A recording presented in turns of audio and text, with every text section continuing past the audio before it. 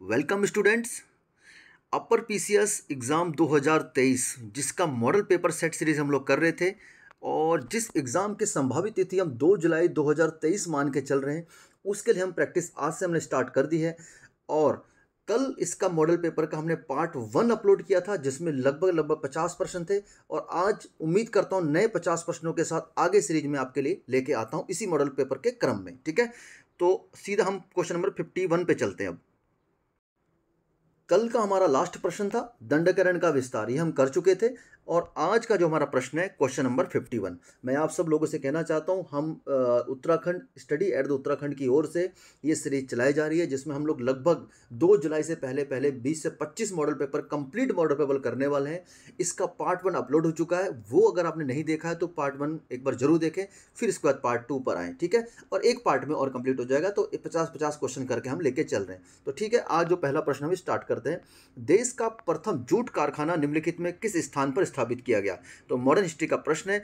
तो ये इन ऑप्शन में से जो 4 ऑप्शन दिए गए हैं इनमें जो सही ऑप्शन हो जाएगा वो होगा रिसरा, आपका पश्चिम बंगाल में स्थित है। वहां पर देश का पहला जूट का कारखाना खोला गया था। ठीक है, अच्छा नेक्स्ट क्वेश्चन की तरफ आगे बढ़ते हैं।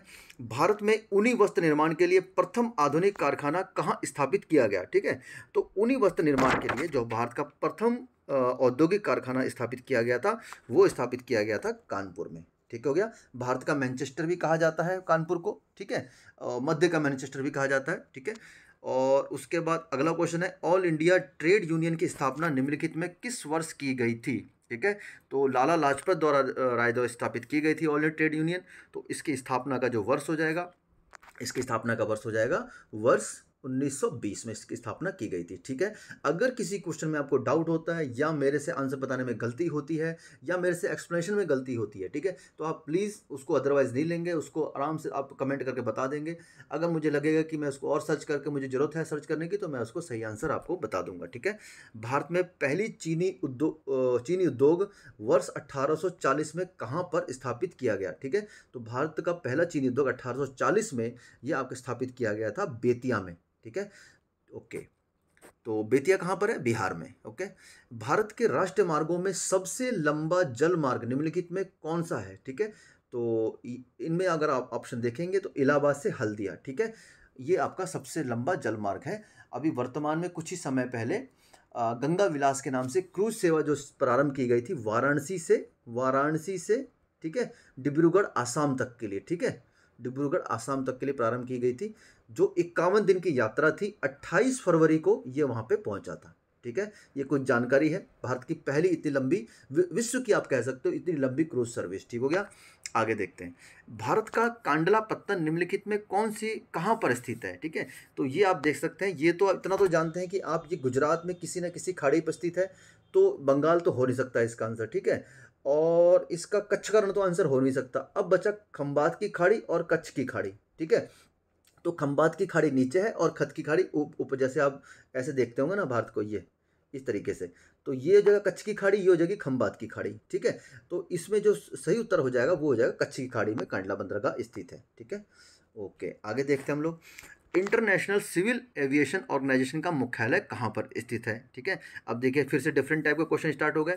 तो इंटरनेशनल सिविल एविएशन का जो मुख्यालय है ये मॉन्ट्रियल पे स्थित है, कनाडा में स्थित है। ठीक है, ओके ओके, आगे बढ़ते हैं। निम्नलिखित युगों में कौन सा सही सुमेलित नहीं है? ठीक है, अब हमारे कुछ हवाई अड्डे दिए गए हैं, वो कहाँ पर स्थित है हम देख लेते हैं। वीर सावरकर अंतर्राष्ट्रीय हवाई अड्डा पोर्ट ब्लेयर, ठीक है, ये बिल्कुल ठीक है। और दाम्बोलिम हवाई अड्डा गोवा, ये भी बिल्कुल ठीक है। त्रिवेंद्रम हवाई अड्डा, ये तिरुवनंतपुरम, ये भी ठीक है। कोचिन हवाई अड्डा बेंगलुरु में स्थित ना होगा, तमिलनाडु में स्थित है। ठीक है, तो ये आपका ऑप्शन गलत हो जाएगा। बेंगलुरु का कौन सा है? कैंपागोड़ा। ओके, आगे देखते हैं। निम्नलिखित में कौन सी जनजाति अरुणाचल प्रदेश में निवास करती है? ठीक है, तो अब आप उन ऑप्शनों को देखिए। पहले जनजाति मोपा, डफला, अपातानी, ये सभी की सभी जो जनजातियां हैं ये अरुणाचल प्रदेश में निवास करती हैं। ठीक हो गया, आगे बढ़ते हैं। हुमा निम्नलिखित में किस देश की स्थानांतरणशील कृषि है? जो आपको जैसे झूम कृषि भारत में जिसका नाम है, उसी प्रकार से स्थानांतरित कृषि कहाँ की है हुमा? या आपने अगर सुना होगा तो बहुत अच्छी बात है। तो जावा तथा इंडोनेशिया जो हमारे देश हैं वहाँ पर, इंडोनेशिया में इस जगह पर इस स्थानांतरित कृषि जो जनजाति द्वारा की जाती है इसको हुमा के नाम से जाना जाता है। ठीक है, ओके, ब्रोकन हिल नामक शीशे की खान, ब्रोकन हिल नामक शीशे की खान निम्नलिखित में किस देश में स्थित है? ठीक है, तो ये बहुत इंपॉर्टेंट है ब्रोकन हिल, आपने कई बार नाम भी सुना होगा। ठीक है, तो ब्रोकन हिल जो शीशे की खान है वो कहाँ स्थित है? वो है ऑस्ट्रेलिया में स्थित है। आगे देखते हैं, कनाडा में स्थित ओटावा औद्योगिक केंद्र निम्नलिखित में किस उद्योग के लिए जाना जाता है? ठीक है, ओटावा। ठीक है, तो ओटावा जो जाना जाता है ये कई बार आपके सामने आता है, ये कागज उद्योग से संबंधित है। ठीक है, ओके। अगला क्वेश्चन है, निम्नलिखित में कौन सी नदी ऑब्लिक नदियां आर्कटिक महासागर में गिरती है? ठीक है, अब आर्कटिक महासागर में जो गिरने वाली जो नदियां हैं उनका देखिए, आप एक क्रम देखिए।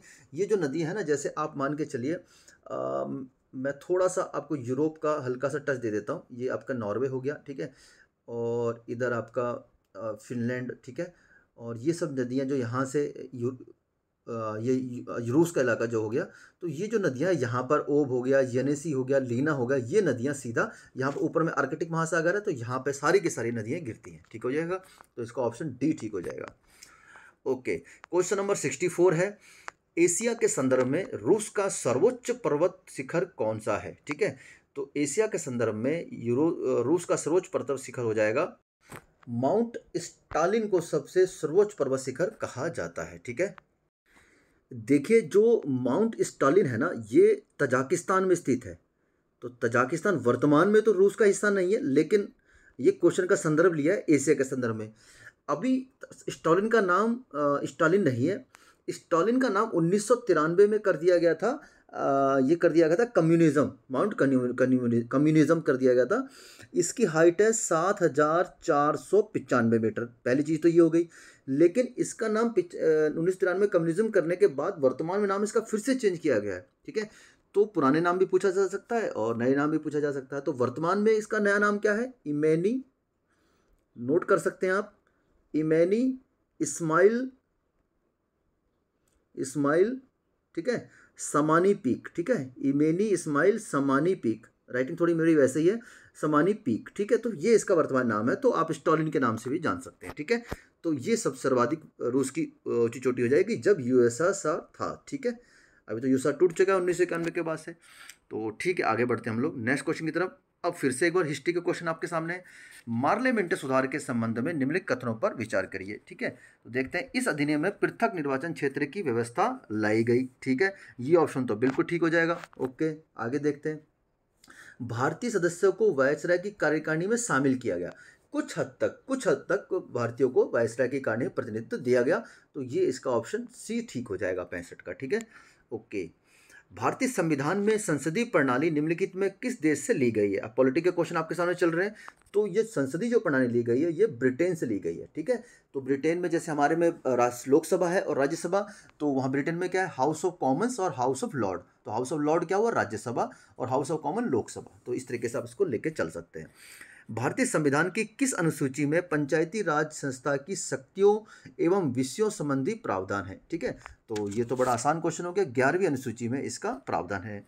संविधान की किस अनुसूची के अंतर्गत अस्पृश्यता को अपराध घोषित किया गया? यहाँ पे अनुसूची नहीं होना चाहिए था, अनुच्छेद होना चाहिए था। ठीक है, तो आर्टिकल 17 के अकॉर्डिंग इसको अपराध घोषित किया गया है। ओके, आर्टिकल 18 में क्या है? उपाधियों का अंत है, और इसमें 21 में क्या है? व्यक्तिगत स्वतंत्र, 21 में क्या? प्राण विधेय की स्वतंत्रता की बात की गई है। ठीक है, आर्टिकल 28 में क्या है? आर्टिकल 28 में आपका धार्मिक स्वतंत्रता संबंधी संबंध हो जाएगा। ठीक है, आगे देखते हैं, क्षेत्रीय परिषद के अध्यक्ष निम्नलिखित में कौन हो सकते हैं? ठीक है, तो क्षेत्रीय परिषद के जो सदस्य हैं, अध्यक्ष जो होते हैं, वो राष्ट्रपति द्वारा मनोनीत केंद्रीय मंत्री हो जाते हैं। ठीक है, ओके।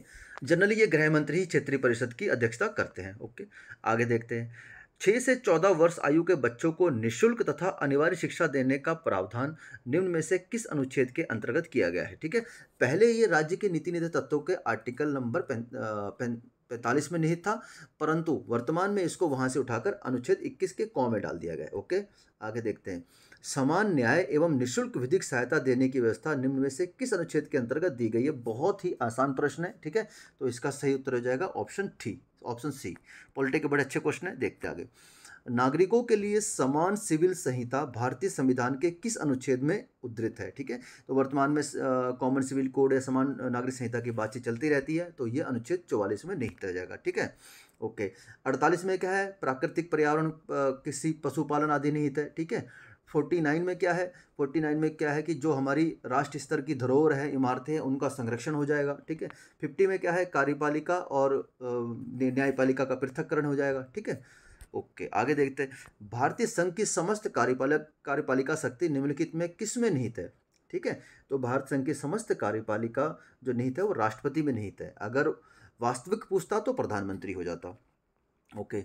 राष्ट्रपति को क्षमादान शक्ति निम्न में से किस अनुच्छेद के अंतर्गत प्रदान की गई है? तो बहुत ही आसान आपके सामने प्रश्न आ रहा है, ये अनुच्छेद 72 के अंतर्गत प्रदान की गई है। आगे देखते हैं। क्वेश्चन नंबर 75 है, लोकसभा के किसी एक मंत्री के प्रति यदि अविश्वास प्रस्ताव पारित हो जाए तो समस्त मंत्रिमंडल को इस परिस्थिति में आपका त्यागपत्र देना पड़ सकता है। तो ठीक है, तो आप बताइए आंसर सही होगा नहीं होगा? बिल्कुल ठीक होगा। एक मंत्री के विरुद्ध अविश्वास प्रस्ताव पारित हुआ तो मतलब समस्त मंत्रिमंडल भंग हो जाएगा। प्रधानमंत्री किसी मंत्री को त्यागपत्र देने अथवा राष्ट्रपति को उसे बर्खास्त करने की सलाह दे सकता है। बिल्कुल सही आंसर हो जाएगा ये। तो दोनों के दोनों ऑप्शन हमारे ठीक हो जाएंगे। तो ठीक है, आगे बढ़ते हैं। आप कमेंट करके जरूर बताइएगा कल का जो 50 क्वेश्चन था, आज के 50 क्वेश्चन किस प्रकार आपको लग रहे हैं। तो उससे हमारा मनोबल बढ़ेगा और अच्छे आपके सामने प्रश्न लाने का, मॉडल पेपर जो आपके आने वाले एग्जाम में लाभदायक सिद्ध हो सकते हैं, लाने का प्रयास करेंगे। राज्य का सर्वोच्च कानून अधिकारी निम्नलिखित में कौन सा होता है? ठीक है। तो राज्य का सबसे कानून का मुख्य अधिकारी जो होता है वो होता है राज्य का महाअधिवक्ता या एडवोकेट जनरल। ठीक है। आप कमेंट कर बताएं कि इसका राज्य का जो अधिवक्ता होता है उसका आर्टिकल कौन सा निहित है। ठीक है, कौन से आर्टिकल के अंतर्गत आता है। ठीक है, आगे देखते हैं। भारतीय संविधान द्वारा राज्य के राज्यपाल को कौन सा विशेषाधिकार प्राप्त है? ठीक है, देखते हैं क्या विशेषाधिकार। ठीक है, तो देख लेते हैं कौन सा विशेषाधिकार आता है। राज्यपाल की पदावधि के दौरान उसे किसी आपराधिक कार्रवाई नहीं की जा सकती। बिल्कुल ठीक है, खाली दीवानी मुकदमा किया जा सकता है, क्रिमिनल कोई भी इसके खिलाफ मुकदमा नहीं चलाया जा सकता। चलाया जाएगा तो खुद ही माफ कर लेगा। ठीक है, उसमें कौन सी बड़ी बात है, उसको क्षमादान शक्ति प्राप्त है, खुद को ही माफ कर लेगा। न्यायालय राज्यपाल की गिरफ्तारी का आदेश नहीं दे सकता, ये भी बिल्कुल ठीक है। सिविल कार्रवाई से पहले उसे 2 मास की सूचना देगी, ये भी ठीक है। तो ये उपरोक्त सभी प्रकार के विशेषाधिकार प्राप्त हैं, तो ये ऑप्शन डी ठीक हो जाएगा। अगला, कोई भी राज्य अपनी विधानसभा के कुल सदस्यों के 2/3 बहुमत से विधान परिषद स्थापित कर सकता है। यह व्यवस्था संविधान के किस अनुच्छेद में दी गई है? ठीक है, यहाँ पर क्या है कि कोई भी राज्य विधान परिषद स्थापित तो नहीं कर सकता, खुद तो स्थापित नहीं कर सकता, वह इसकी स्थापना की संस्तुति संसद के पास भेज सकता है। अगर संसद कानून बना देता है, राष्ट्रपति उस पर अपना अप्रूवल दे देते हैं तो कानून बन सकता है। चलिए, क्वेश्चन के में वो भावना ऑटोमेटिक अंतर्निहित है कि वो संस्तुति भेजेगा, ये मैं मान के चल रहा हूँ। तो यह व्यवस्था जो है हमारे संविधान के कौन से आर्टिकल में ली गई है? ये आर्टिकल 169 में ली गई है। क्लियर है? यहाँ पे आगे बढ़ते हैं। राष्ट्रहित में राज्य सूची के किसी विषय पर संसद को कानून बनाने की शक्ति संबंधी निम्नलिखित में किस अनुच्छेद में वर्णन किया गया है? ठीक है, तो इसका जो वर्णन है, राष्ट्रहित में कोई भी कानून होगा, राज्य सूची के विषय पर केंद्र सरकार कानून बना सकती है, तो वह है आर्टिकल 249 के अंतर्गत। ओके, अनुच्छेद 352 की उद्घोषणा का क्या प्रभाव पड़ सकता है? ठीक है, तो 352 आप समझते हैं राष्ट्रीय आपातकाल का, राष्ट्रीय आपातकाल से संबंधित ये प्रश्न है। तो देखते हैं क्या क्या प्रभाव पड़ सकता है। तो पहला है, राज्य की कार्यपालिका शक्ति संघ की कार्यपालिका शक्ति के अधीन हो जाती है। बिल्कुल ठीक है।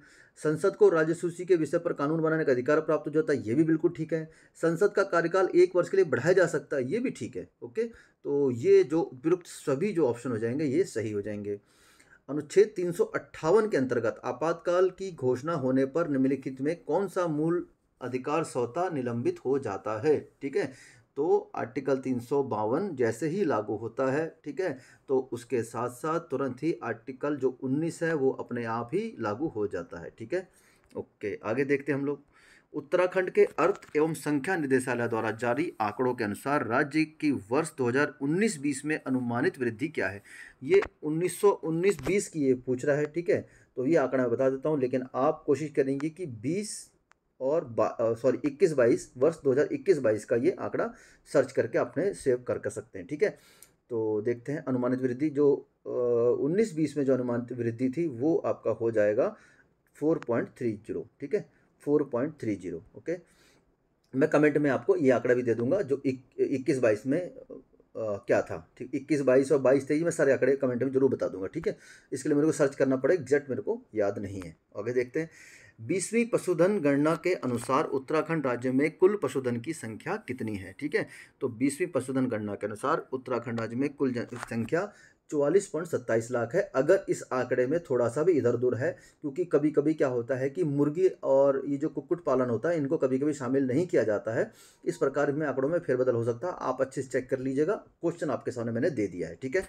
ओके, उत्तराखंड राज्य के पहले डिजिटल स्टेशन ओहो रेडियो का उद्घाटन निम्नलिखित में कहाँ पर किया गया, ठीक है। तो ये जो उद्घाटन किया गया ये किया गया देहरादून में। देहरादून ऑप्शन नहीं है तो बल्लूपुर चौक सुना होगा आपने देहरादून में, तो वहाँ पर इसका उद्घाटन किया गया। ओके, भूकंप अलर्ट ऐप बनाने वाला देश का प्रथम राज्य निम्नलिखित में कौन सा है, तो हमारा प्यारा उत्तराखंड, ठीक है। ओके, उत्तराखंड राज्य के शुद्ध सिंचित क्षेत्रफल का सिंचाई प्राप्त करने का प्रमुख स्रोत निम्नलिखित में कौन सा है, ठीक है। तो उत्तराखंड में जो सिंचित क्षेत्र में सबसे ज्यादा सिंचाई की जाती है वो की जाती है नलकूपों के द्वारा, ठीक है, डीप ट्यूबवेल लगाकर की जाती है। केंद्रीय भूमि जल संरक्षण अनुसंधान एवं प्रशिक्षण केंद्र निम्नलिखित में कहाँ पर स्थित है, तो ये जो स्थित है ये आपका स्थित हो जाएगा देहरादून में, ठीक है, देहरादून में ये स्थित है। उत्तराखंड राज्य का लिंगानुपात निम्नलिखित में कितना है, तो ये तो बड़ा आसान प्रश्न है, तो आपको जानते होंगे। तो लिंगानुपात ये हो जाएगा 1090/1000, ठीक है। इस आंकड़े को आप चेक कर लेंगे और आगे इसको देखते हैं हम लोग। सार्वजनिक उपक्रमों को एक विशिष्ट वर्ग नवरत्न का दर्जा देने की अवधारणा का प्रतिपादन किस वर्ग किया गया, ठीक है। जो हमारे पब्लिक सेक्टर हैं उनको जो नवरत्न देने का जो घोषणा की जाती है, जैसे महारत्न कंपनी, नवरत्न कंपनी, ठीक है। तो नवरत्न कंपनी का जो अवधारणा है वो प्रारंभ किया गया था वर्ष 1997 से, ठीक जाएगा। इसको भी आप याद रख सकते हैं, ठीक है। हाल ही में T20 विश्व कप 2022 प्रतियोगिता में किस देश की टीम विजेता बनी, तो ये तो बहुत आसान क्वेश्चन हो जाएगा। तो ये जो इंग्लैंड बनी थी, ठीक है। ओके, आगे देखते हैं। जनसंख्या की दृष्टि से भारत के शीर्ष राज्य केंद्र शासित प्रदेशों का अवरोही क्रम निम्नलिखित में कौन सा है। अब सर्वाधिक जनसंख्या वाले राज्य हमें देखने हैं, तो सबसे अवरोही क्रम पूछा है, ठीक है। तो इसमें उत्तर प्रदेश सबसे पहले आना चाहिए था, तो उत्तर प्रदेश लास्ट क्यों कर रखा है, ठीक है। तो ये गलत हो जाएगा, ये आरोही क्रम होना चाहिए, ठीक है, ये आरोही क्रम होना चाहिए। और इसमें ठीक है, उत्तर प्रदेश पहले है, बी ऑप्शन में है, ठीक है। पहला उत्तर प्रदेश, फिर महाराष्ट्र, फिर बिहार, ये बिल्कुल ठीक आंसर है। ओके, तो ये आपका आंसर भी ठीक हो जाएगा।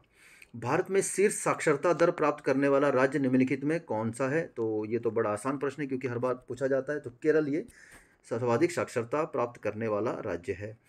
भारत में वर्ष 2011 की जनगणना के अनुसार सर्वाधिक अनुसूचित जाति वाला, ध्यान रखिएगा जनजाति नहीं पूछ रहा, जाति वाला जनसंख्या वाला प्रदेश कौन सा है, ठीक है। तो ये हमारा प्यारा उत्तर प्रदेश हमेशा से टॉप पे रहा है इस क्षेत्र में, जनसंख्या वाले मामलों में तो हमेशा टॉप में रहा है। तो जनजाति में भी ये टॉप पर है, परंतु जाति में टॉप पर, जनजाति में टॉप पर नहीं है, ये भी आप ध्यान रखेंगे, ठीक है।